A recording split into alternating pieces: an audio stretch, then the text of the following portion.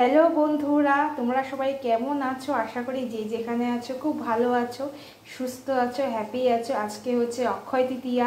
তোমাদের সবাইকে জানাই শুভ অক্ষয় তৃতীয়া। তা এখন হচ্ছে রান্না করার প্রস্তুতি চলছে, দেখতেই পাচ্ছ। আমার সামনে দেখছো কিছু সবজি রাখা আছে। বুঝতে পারছো কি এগুলো কি? এই দেখো, তোমাদেরকে একটু ভালো করে দেখাচ্ছি। তোমরা কি বুঝতে পারছো এগুলো কি? ঠিক আছে, তোমাদেরকে বলেই দিই, এগুলো হচ্ছে তরমুজের খোসা। আমি তরমুজটা আজকে এই প্রথমবার আমি ট্রাই করছি, তাই ভাবলাম তোমাদের সাথে একটু শেয়ার করি। আমি এর আগে কোনোদিনও করিনি। তা তরমুজের খোসাগুলো আমি একটুখানি কেটে নিয়েছি, বেশি ঝিরিঝিরি করে কাটতে পারিনি, তোমরা দেখতেই পাচ্ছ। কেটে নিয়ে আমি ভালো করে সেদ্ধ করে নিয়েছি। সেদ্ধ করা হয়ে গেছে, এখন আমি এখানে রেখে দিয়েছি সেদ্ধ করে।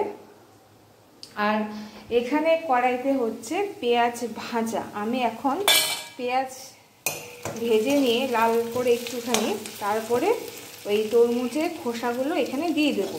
আমি বেশি কিছুই দেবো না, পেঁয়াজ দেবো, কাঁচা লঙ্কা দেবো আর নুন হলুদ। আমি প্রথমবারই ট্রাই করছি, আমি জানি না কেমন খেতে লাগে বা খেতে লাগবে।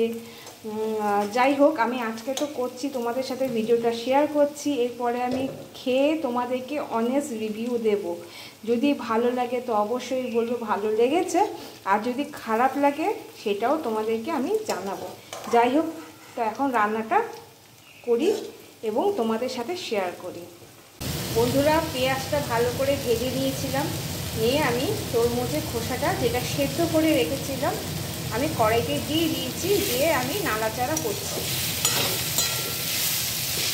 আর পরে দিয়েছি হলুদ আর স্বাদ মতো নুন, আর এখন দিয়েছি কাঁচা লঙ্কা।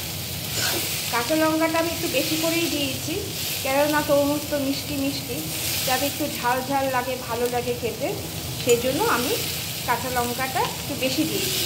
তোমরা যখন করবে তোমরা তোমাদের টেস্ট অনুযায়ী কাঁচা লঙ্কাটা দেবে।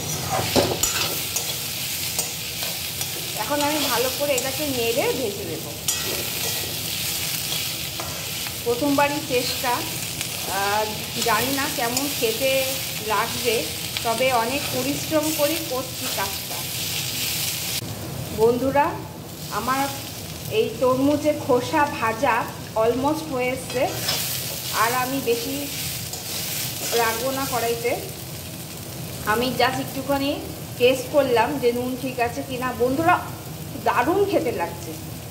তোমরা প্লিজ, আমি তোমাদের সবাইকে রিকোয়েস্ট করব, একবার অন্তত এই তরমুজের খোসা ভাজা খাও। তোমরা তো ফেলেই দাও, আমরা সবাই, আমিও ফেলেছি এতদিন, কিন্তু আমি তোমাদেরকে অনুরোধ করছি একবার অন্তত তোমরা এটা রান্না করে খেয়ে দেখো। দারুণ দারুণ, মানে বুঝতেই পারবে না যে তরমুজের খোসা ভাজা খাচ্ছ। আমার তো খুব ভালো লেগেছে। এখন জানি না তোমাদের কার কেমন লাগবে, কিন্তু আমি তোমাদেরকে সবাইকে বলবো অবশ্যই একবার ট্রাই করো তরমুজের খোসা ভাজা। কিছুই দিইনি, আমি একটু পেঁয়াজ ভেজে নিয়েছি, তারপরে খোসাটাকে সেদ্ধ করে কড়াইতে দিয়ে দিয়েছি, একটু নুন হলুদ আর কাঁচা লঙ্কা। সিম্পল, একদম সিম্পল একটা রান্না, কিন্তু একটুখানি তোমরা কষ্ট করে প্লিজ করো। সত্যি বলছি বন্ধুরা, খেতে খুব ভালো লাগবে। গরম গরম ভাতে এই ভাজাটা খেতে দারুণ লাগবে। আমি একটুখানি টেস্ট করলাম, খুব সুন্দর, খুব সুন্দর। মানে সত্যি বলছি, তরমুজে খোসা খাচ্ছি বোঝাই যাচ্ছে না। তা আমার ভাজাটা হয়ে গেছে, আমি গ্যাস বন্ধ করে দিয়েছি।